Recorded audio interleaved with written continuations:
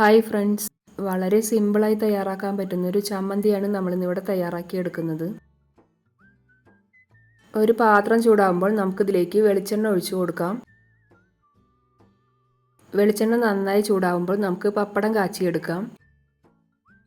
8 പപ്പടമാണ് ഞാനിവിടെ എടുത്തിട്ടുള്ളത്. നമുക്ക് നമ്മുടെ ആവശ്യത്തിനനുസരിച്ച് എടുക്കാവുന്നതാണ്. വീഡിയോസൊക്കെ ഇഷ്ടപ്പെടുന്നുണ്ടെങ്കിൽ ലൈക്ക് ചെയ്യാനും ഷെയർ ചെയ്യാനും സപ്പോർട്ട് ചെയ്യാനൊന്നും മറക്കല്ലേ.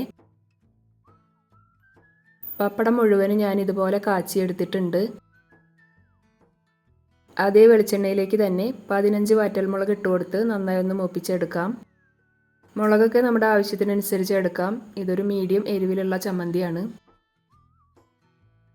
ഇതൊരു പാത്രത്തിലേക്ക് കോരിയെടുക്കാം. ഒന്നിരുന്ന് ചൂടാറട്ടെ. വെളിച്ചെണ്ണയിലേക്ക് ഇനി നമുക്കൊരു ചെറിയ പീസ് പുളി ചേർത്ത് കൊടുക്കാം. 10 ചുവന്നുള്ളിയാണ് ഞാനിവിടെ ചേർത്ത് കൊടുക്കുന്നത്. അത്യാവശ്യം വലുപ്പത്തിലുള്ള ചുവന്നുള്ളി തന്നെയാണ് എടുത്തിട്ടുള്ളത്. ഇനി ഇതിലേക്ക് 2 അല്ലി വെളുത്തുള്ളിയും 3 തണ്ട് കറിവേപ്പിലയും കൂടെ ചേർത്ത് കൊടുക്കുന്നുണ്ട്. ഇത് നന്നായി ഒന്ന് വാട്ടിയെടുക്കാം. നല്ലതുപോലെ തന്നെ വാടി കിട്ടണം, എന്നാലാണ് നമ്മുടെ ചമ്മന്തിക്ക് നല്ലൊരു ടേസ്റ്റ് ഉണ്ടാവുകയുള്ളൂ. ചുവന്നുള്ളിയും കറിവേപ്പിലയൊക്കെ എണ്ണയിൽ നിന്ന് മാറ്റാം. ഇത് നന്നായി ഒന്ന് ചൂടാറട്ടെ. മുളകും ഉള്ളിയൊക്കെ നല്ലതുപോലെ ചൂടാറിയിട്ടുണ്ട്. ഇനി നമുക്കിത് മിക്സിയുടെ ചെറിയ ജാറിലേക്ക് ഇട്ട് കൊടുക്കാം.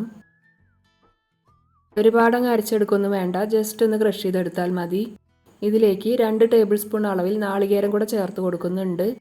1/2 ടീസ്പൂൺ ഉപ്പും ചേർത്ത് കൊടുക്കാം. പപ്പടത്തിൽ ഉപ്പുള്ളത് കൊണ്ട് ഉപ്പ് ചേർക്കുമ്പോൾ നല്ലതുപോലെ സൂക്ഷിക്കണം കേട്ടോ. കാച്ചി വെച്ചിരിക്കുന്ന പപ്പടം ഇതുപോലൊരു പാത്രത്തിലേക്ക് ഇട്ട് കൊടുക്കുന്നുണ്ട്. എന്നിട്ട് കൈ വെച്ച് തന്നെ നന്നായി ഒന്ന് പൊടിച്ചെടുക്കാം. ഇതിന് മിക്സിയുടെ ആവശ്യമൊന്നുമില്ല, നമ്മളിതുപോലെ കൈ കൊണ്ട് തന്നെ നന്നായി ഒന്ന് പൊടിച്ചെടുത്താൽ മതി. പപ്പടം ഞാനിതുപോലെ പൊടിച്ചെടുത്തിട്ടുണ്ട്. ചെറിയ ചെറിയ പീസായിട്ടാണ് കിടക്കുന്നത്. ഇതുപോലെ കിട്ടിയാൽ മതി. നല്ല ഫൈനായൊന്നും പൊടിച്ചെടുക്കേണ്ട ആവശ്യമില്ല. മുളകും ഉള്ളിയൊക്കെ ജസ്റ്റ് ഒന്ന് ക്രഷ് ചെയ്തെടുത്തിട്ടുണ്ട്. ഇത് നമുക്കിനി ഈ പപ്പടത്തിലേക്ക് ചേർത്ത് കൊടുക്കാം. എന്നിട്ട് കൈ വെച്ച് തന്നെ നന്നായി ഒന്ന് ഇളക്കി മിക്സ് ചെയ്തെടുക്കാം.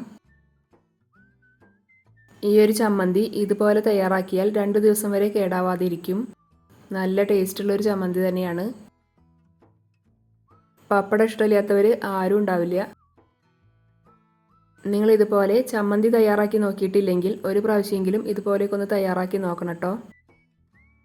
5 മിനിറ്റ് കൊണ്ട് തന്നെ നമുക്കിത് തയ്യാറാക്കി എടുക്കാൻ പറ്റും. ഇനി നമുക്ക് അടുത്ത നല്ലൊരു വീഡിയോയിൽ കാണാം.